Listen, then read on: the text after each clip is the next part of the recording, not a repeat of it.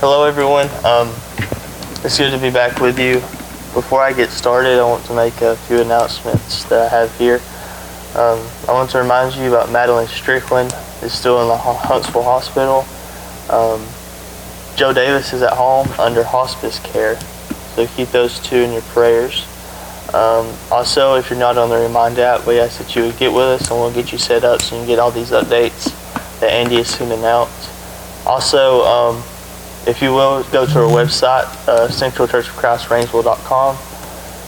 If you will, just click subscribe on the YouTube channel, and when you get to the YouTube channel there, if you'll just click on the video, there'll be a bell button there at the bottom you can click on, and you will receive all the updates. When Andy posts a sermon video, it will give you an update if you'll just click that bell button so you don't miss it, if you will. It looks like that's all I have. Everything is on the Remind app. If I missed something, I do apologize if I missed something. Alright, so I'll go ahead and get started with tonight's devotional. It's good to be back with you. I'm enjoying getting to be able to do the Wednesday devotionals. I want to talk about the fishers of men. Since we're supposed to be in quarantine, all I get to do is fish. And it's a good thing I like to fish. And the reason I say this is because when I fish, I begin to think about the fishers of men. And then I begin to think about my calling and our calling as Christians. And Mark actually records Jesus calling his first disciples. I'll be reading from Mark chapter 1, 16 through 20.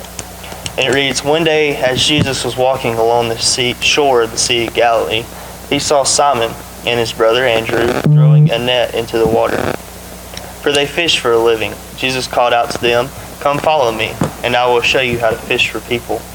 And they left their nets at once and followed him. A little farther up the shore, Jesus saw Zebedee's sons, James and John, in a boat repairing their nets. He called them at once, and they also followed him, leaving their father Zebedee in the boat with the hired men." Becoming fishers of men. There are a couple of things we can draw from this. There's actually a lot, but I want to stick to a couple. Firstly, Jesus' invitation to Simon and Andrew was to follow him. We can get worked up trying to discern calling in our lives. Don't get me wrong, it's important that we identify what it is that God has gifted us and called us to do, but we have a primary calling which comes before all that. Our primary calling as Christians is simply to follow Jesus. We are not called primarily to a task, but to a relationship. It's this relationship that sustains us and gives us purpose. It gives us reasons to keep doing the task to which we are called. It's this relationship that keeps us going when we face all kinds of difficulties, whether it's being diagnosed with sickness, whether it's we lose a friend, or break down human relationships, and the list goes on. Jesus' invitation comes in two parts. The second part is, "And I will show you how to fish for people." And the ESV puts it slightly different. It says, "I will make you become fishers of men." You see, fishers of men is a title that many Christians awkwardly attach to themselves. We can understand the meaning behind it. We cast the gospel out like a net for fish, and people become captive by Jesus and decide to follow him. Fishers of men. However, I would suggest to you that perhaps Jesus wasn't establishing a title for all future Christians. After all, he didn't call Matthew the tax collector to be a fisher of men. Simon and Andrew and James and John, although they didn't hear this part, were fishermen. That was what they did. It was their identity. They weren't ever going to be anything other than fishermen. Certainly in the case of James and John, fishing wasn't just their identity, it was a family identity. Jesus sees something different in these young men. They know how to catch fish, but there's more to them than simply doing that for the rest of their lives. To everyone around and to themselves, they were only good for one thing, fishing. Jesus saw the potential in them to become world changers. Seen in this light, Jesus' invitation is much cleverer than you might initially think. None of these young men would have believed Jesus if he'd said something like, "Follow me and I'll use you to bring God's ultimate rule and reign here on earth."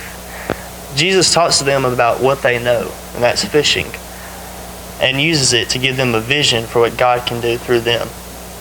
Dallas Willard once wrote, "Discipleship is the process of becoming who Jesus would be if he were you."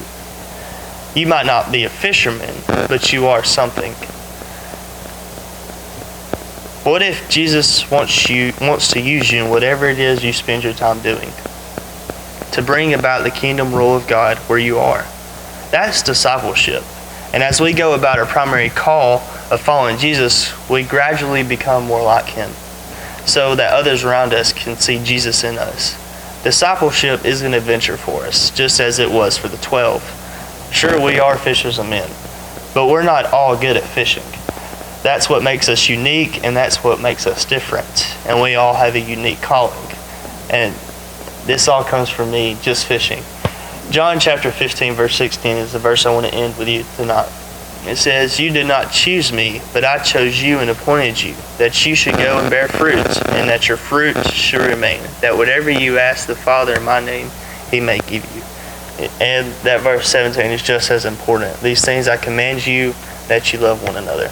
It's good talking with you tonight, and if you have anything, even the elderly, if you need us young men to go to the store for you, we want to take care of you guys. Please just let Andy know, and he'll let us know. Y'all have a good Wednesday, and hope to be back with you very, very soon.